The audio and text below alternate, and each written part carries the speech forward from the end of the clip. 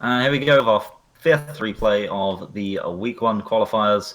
We have Lacante to the east in the blue versus his opponent, Afrodynamics or Dexter once again to the west in green. And Lacante has a very close natural expansion, but the rest of the expansions are kind of in the midfield, so it's fairly even in terms of that. But Afro does have two expansions on his side, very close, which is definitely a nice boon to him. What do you think, AV? Yeah, Afro's in a great position here. He can easily just expand to these two Warrens on the west, and then he's got a river plus high ground to protect it. So if he wanted to go late game, that'd be pretty easy. Considering neither player is tier 3, he has no problem just if he wanted to just fortress build this city up here. Absolutely. Both players do have that barbed wire, and that can work out well for these types of fortress plays. But it looks like they're just playing normally right now, just going 7 farm or 6. Yeah, that was 6 farm Warren. There we go. 6 farm Warrens from both players.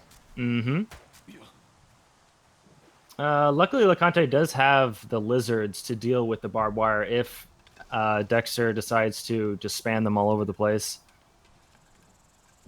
Yeah, and Dexter equally has those moles that you can just place anywhere whenever he needs to take out that barbed wire. And Lacante is going to build that barbed wire. He has a single piece going down right now. And we all know how powerful single pieces of barbed wire are. I'm not even being sarcastic.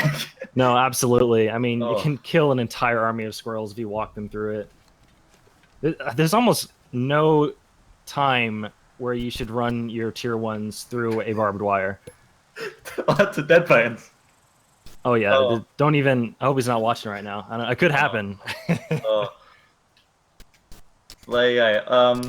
So Lacante going up to 9 lizards, Afro going up to 9 squirrels. And these lizards very powerful in the early game, very good stats, and with the Swift can dominate squirrels early on.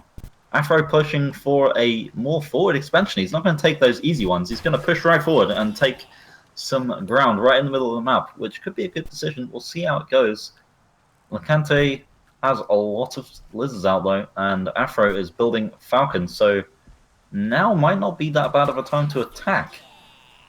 If this is a pretty dangerous move, honestly. He could easily take these two, but I guess he wanted to go for even a later game and maybe some barbed wire play. But if you notice, he placed those 2 first barbed wire in a really awkward position, like to the left of the mill. And those wouldn't have done anything, and now he's sort of in a bad spot here. Yeah, with less army value, looking at army value. Oh, actually, it just jumped up a load because he placed his moles down. Yeah, but they're not going to be out in time. Going into this fight. Oh man, he's not even rallying his moles over to help out his falcon. He's losing the falcon. That was a bit of a missed micro play, and now he's bringing his moles in to, I guess, to help tank out the mill. But now he's just losing the moles. They will be the sacrifice. Yeah, I think it's just good to run away from this mill now. He lost quite a lot of food value. Ooh, accidentally placed a farm there. Ooh, and lost that barbed wire. I think he'd be better off just abandoning this mill. Yeah, that's pretty much a lost cause. He didn't have enough of an early army to defend that, especially against lizards. He would have needed to either focus more on tier 1 rather than building those tier 2s at the same time as expanding. That's never really that good of a play. And here we go, going into a fight again. And while Lacante takes out that windmill, he's lost a lot of units to those squirrels. Not doing too bad. I think the river helped him a lot there. And the skunks obviously can't shoot air, so he had to back up from that just to re-rally. Oh, it's fairly even, though. Oh yeah, definitely even. But Lacante is currently on 2 farms, so he's a bit ahead, but not too much ahead of Dexter right now. Dexter can definitely recover if he needed to. Yeah, he's building that windmill straight away, the close by one, to the north. He can just spam some farms into that. Yeah. Lacante has his 15 lizards right in the center of the map here. It's really going to be hard for Dexter to really fight into his army because he has no lizards of his own and no toads. So it's essentially going to be pure lizard or pure squirrel versus lizard, and that never really works out too well. He's going to need something to probably hold up those lizards to stop them from just rampaging his lines. He has those skunks. Those could be useful. Definitely. If it gets enough skunk gas down. Yeah, if you got more skunks, we've seen from the last game that skunk spamming, it might not be the best strategy, but it definitely does put down a lot of gas very quickly, so it could be very powerful. We'll have to see how this goes. Afro is spamming 5 farms into his new windmill, which he definitely does need to do because Lacante is going up to a full amount on his expansion. Yeah, I assume he'll be looking to take a third at some point. He's in a really good spot. Like I said, Dexter really cannot be the aggressor right now. So yeah, there he goes for the next mill. He should be able to. What does he place there? Oh, he's starting his own Falcons now. I think this is Lacante's poke build. He keeps trying in every patch. His poke build? Yeah, he tries this every patch, I think, with lizards, skunks, and snakes. It's particularly the snakes. He just pokes, does a little fight, takes what he can, and then pulls out. That's the general strategy. But he's thrown in some falcons, which he doesn't normally do.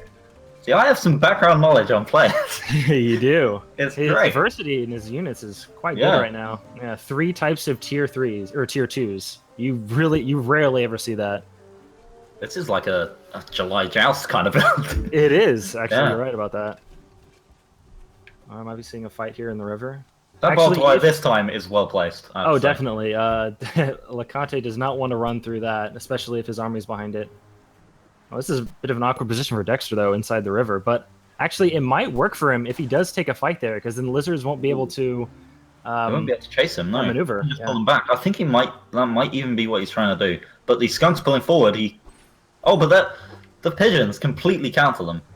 That's really bad. Yeah, I guess he can't poke like he wanted to. Wow, more tier 2s going down. Yep, he sells those skunks immediately. The snakes immediately, because they're really not going to work against these pigeons. Pigeons, 6 of them, stacked. Yeah, that poison's not going to do anything. Yeah, especially since they stack now, it's going to be so hard for snakes to do anything in terms of poking ability. Make snakes stack, Andy. That's what we want. Oh no. Oh, he's poking with these falcons, though. Oh, that was not good. With these pigeons are doing an amazing job of keeping his own units healthy. This poke build is not going to work at all. Yeah, he just loses a falcon in return for nothing. He just doesn't get anything out of that. And he's going to expand his barbed wire a bit forward to this river, which might be useful. I don't think I've seen anything like this before. Oh. Well, okay, he takes a fight few coming lizards in right now.